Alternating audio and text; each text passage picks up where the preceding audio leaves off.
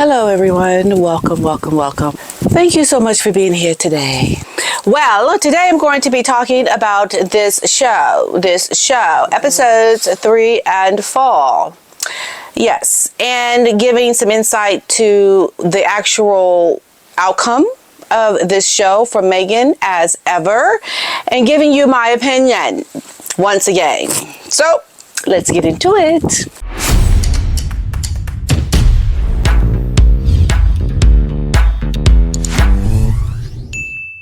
All right, so we are looking at this ratings flop, and it really is a wake-up call to the drama that we are all watching. It is a drama, a fantasy in Meghan Markle's head, and we're just watching it all play out because I really truly believe more and more every day as I speak about this, Meghan Markle does live in an alternate universe. I would be so embarrassed. I would be so beside myself to try to continue on as if everything is okay in the world with all this noise in the background. How does Meghan show up to make it look like no one's talking about the big elephant in the room around how she has treated people, how she's trying to create a show off of the back of all the negative press that she has gotten in the Hollywood Reporter, you know, the bullying reports, things that have happened in most recently Variety magazine is coming out and even talking about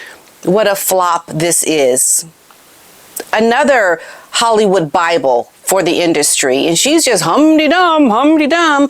Most recently, she's gone on the Drew Barrymore show, and this is what I have in terms of a clip from that appearance. Let's take a look. I always make it a point when I'm traveling, if I can't do bedtime stories with my kids, because Archie and Lily are just 3 and 5, so I'll always pack a really thin book, and I'll videotape myself reading it, so whoever's with them Papa can say, here's Mama reading your bedtime story. You find ways to show up for each other. And if that's the one thing that I can convey through the show or through As Ever as a brand, I want people to know you can show up for each other because you know how good it feels when someone shows up for you. I wonder, Meghan, how good it would feel if you showed up for your father.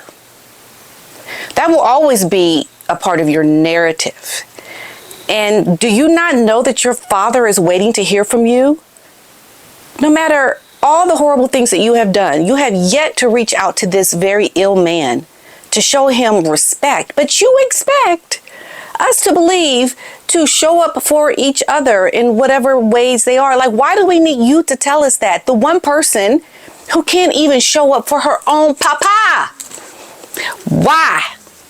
Why do we need to listen to you, woman? Is what I want to understand. Nobody needs to listen to you. You can't even show up in a very basic way for the royal family. All they wanted you to do was just be the wife of a prince. You couldn't even show up to do that. You can't show up to do things that you don't want to do, but you expect us to sit and listen and watch you say, show up for each other. Just show up for each other. That's the one thing I want to convey through this brand is just, just to show up in these ways. But Meghan, you can't even show up for people and be nice.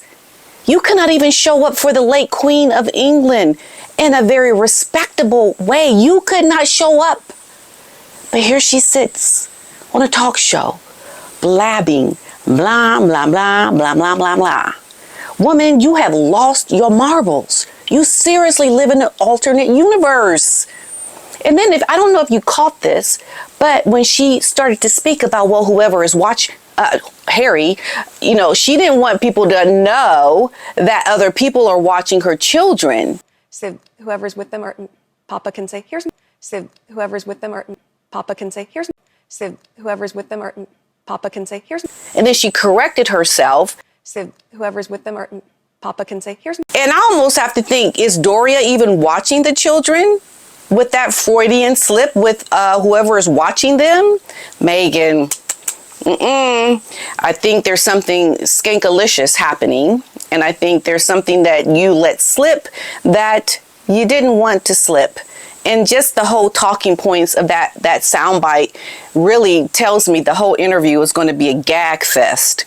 But going back to the ratings and what has recently come out, Meghan Markle's Netflix show With Love, Meghan has received a poor rating. It is currently holding a 2.6 out of 10 on IMDb and an 11% audience score on Rotten Tomatoes. Despite high expectations, the show has not performed well on Netflix charts, sitting outside the top 5 most watched shows. Critics have been largely unimpressed, with Variety, the Hollywood Bible, the other one, calling it a Montecito ego trip. These ratings have raised questions about the future of Meghan's deal with Netflix. And so I can just tell you right now, from all the reviews of this show and even some things that I caught during the show, I'm going to talk to you about here in a little bit with episodes 3 and 4. Meghan's show is, if you're not doing well by now, like you did on Spotify when the first episode came out, if you're not doing well now, it is downhill from here. It is a ratings flop. Now, they were also talking about whether or not there's going to be a season 2. Now, I can say from listening to that Mike Zero's channel, he has said that, yes, the season 2 episodes that were pre-scheduled in case this was a hit, they have now been canceled. I can't confirm that, but that's what he is saying. And based on these ratings, I would not doubt this show actually being canceled. It is atrocious. And you just think about, what does this say for the marriage? What does this say about Harry and Meghan's marriage right now? It says that things are really, really rocky. You thought they were rocky before? They're really rocky now. She is having full-blown tantrums on the floor, crying, devastated. And it's sad. It's really to the point of, yeah, I mean, wake up out your delusion. You're not in the real world. You don't understand how this does not make it in this market. This show just does not make it. Not only that, but you as the messenger, Meghan, having shown us that you're not a person that shows up with love. You're not a person that shows up giving love to people with love. You don't show up in a way that credits you with being this kind of person in this series. So here's what I've gathered from the episode, from the 3rd episode with the chef, Roy. There was a moment in this where she gave a really, like, her face dropped. She gave a death stare to this poor man when he said the kind of music that he listens to, and like speed metal or something. And Meghan just, her face dropped, and she, like, you saw like the Satan coming out on, oh, you know, and then she kind of snapped out of it when he said, well, you know, we all have different sides to us. And she was like, oh yeah, you know, that is true. That is true. That is true. Sometimes speed metal, death metal. No, no. Yeah. What's speed metal? Just like dark. That was the one thing that really stood out to me. And this chef seems like a really nice guy. And I can't really fault the people that are showing up for Meghan. They're really nice people. I could imagine if I were to show up for a friend and, you know, a person has got a lot of flack. I mean, you don't really understand what other people see when what you have seen has always been something nice. And so I can't fault the friends, the people that are showing up and, you know, supporting Meghan. They just don't really know much about her, but they really are nice people. And I did like the chef. He seemed like a very down-to-earth kind of person. And then in the next episode with the lady, she is the wife of Nacho. And the one thing that really stood out to me was how constantly during this episode, she was calling her husband and Nina's husband, Nacho, boys. It's so degrading. I could see if you're making fun and you just say it one time, hey boys, go get us something to eat. Just being playful. But this was like a constant every single time. It was the boys this, the boys that. And I think that is so degrading. This is your husband who has afforded you opportunities, not of what a boy could do, but what of a full-blown man could do. And I think it's very denigrating to call your husband a boy a boy. He's very much a man. Although he is definitely, I believe, a beta male, he is a man nonetheless. And I think that just rubbed me the wrong way, calling your husband, both of your husbands, boys, because I guess they hang out a lot, and you know, it's so typical of someone that has this kind of aura as Meghan. You would think that she would say boys this and the boys that. Let's go do something. Yes, the boys are going to join us later. The boys, yes, the boys. Hi, boys. How you doing, boys? You know, it just is wrong. We don't do that. Okay, it just is not a good thing for you, Meghan. So once again, I'm sure you may have seen me on Dan's show. I talked also about her making this remark around latchkey kids.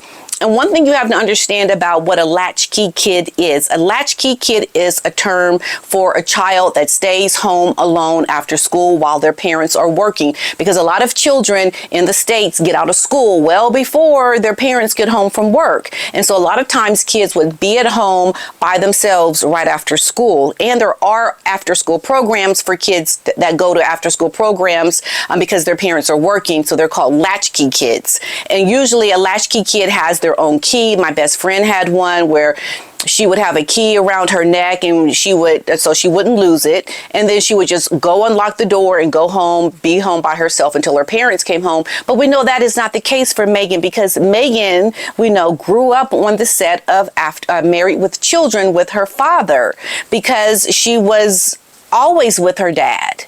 Not once does she even mention her dad during this series, which it had to be pretty difficult, because when you try to speak about your life growing up, your father was a big part of that. So think about the big chunks of information that Meghan is withholding from people, because she doesn't want you to know that side of her.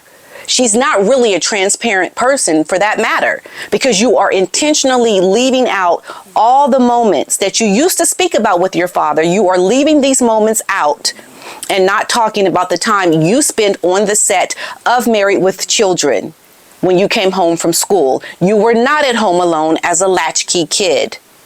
And most Brits and people outside the States won't know this, but I do.